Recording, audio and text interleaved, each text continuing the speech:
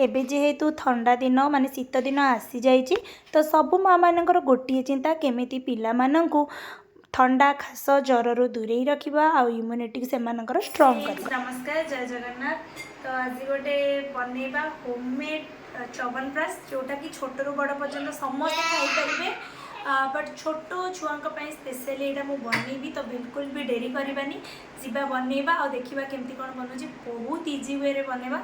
तो चलते बनैबा आज होममेड चवनप्राश आउ जोटा कि आमर होममेड इम्यूनि बूस्टर। फ्रेंड्स देखो ये मु हाफ केजी अँला नहीं ताकू ए रनिंग वाटर द्वारा भल भाव क्लीन करदे तापर गोटे सुखिला कपड़े पोछि नहीं कि मु गोटे माने पात्र रे रखी नहीं गरम पानी बसई नहीं जहाँ भी मु स्टीम करी। बहुत जन कौन करती ना ताको डायरेक्ट पानी रे बॉयल कर दियंती से वेटा बिल्कुल भी ठीक नुह आमर जहाँ विटामिन्स ना से पानी रे ही रही जाए।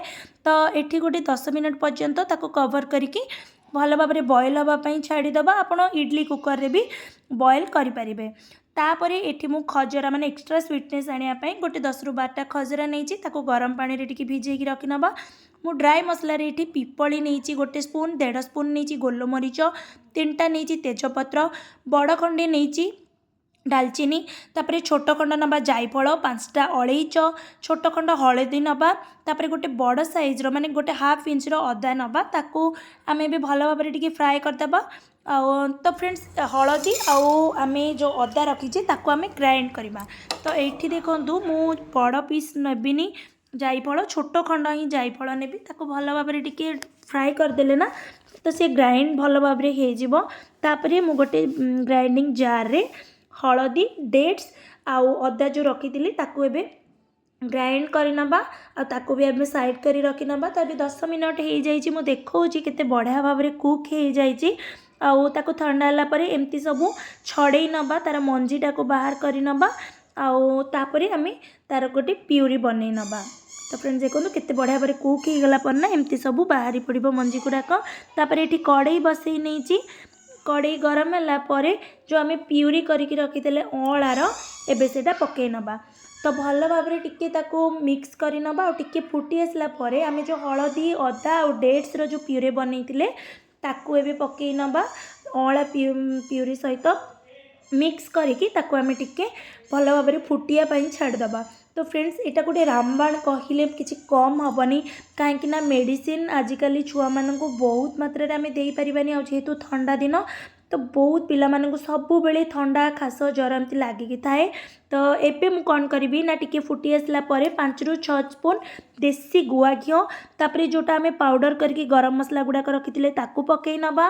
आउ मिठा आमे तो चीनी ऐड करि परिबानी छोट पिलांक पई चीनी बिल्कुल भी भल नुह। तो ये गोटे बड़ कप पकई नहीं मु जागेरी पाउडर जोटा कि गुड़ ताकू आमे भल भाव मिक्स कर नबा। तो फ्रेंड्स देखूँ यही फॉर्म माने टिके पानी माने टिके पानी पानी अच्छी तो आम ताको 20 ରୁ 25 मिनट पर्यंत टिके मीडियम फ्लेम रे फुटाइबा पड़ो।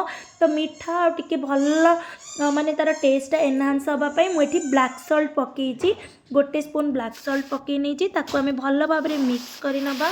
आउ एबे देखंतु पूरा पूरी तार कंसिस्टेंसी ना चेंज हो गलानी एतिकी एमती हैला परे ना आपण माने गैस को ऑफ करदेवे।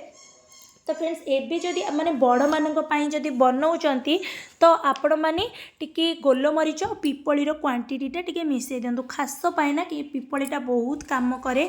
आउ तो मु मोर ओन एक्सपीरियंस रो आपण मानक सहित शेयर करूची। आउ एमती काच जार रे आपण चाहिले प्लास्टिक जार रे भी रखी परिबे बट काच जार रे रखिले बहुत भल। तो चलतु देखु ये मोर बदमाश कौन करुच्ची मो बनैबा टाइम रे मते बहुत परेशान करुच्ची माने हैरान करुच्ची। आउ बर्तमान रेडी हो जाइए आमर होममेड जोटा कि चवनप्राश। तो होप कि आपण मानक बहुत भल लगी जदि भल लगी देन लाइक कमेंट शेयर करने को बिल्कुल भूलें। आपण मैंने भी निश्चय बनातु आपण छुआ को हेल्दी रखंतु।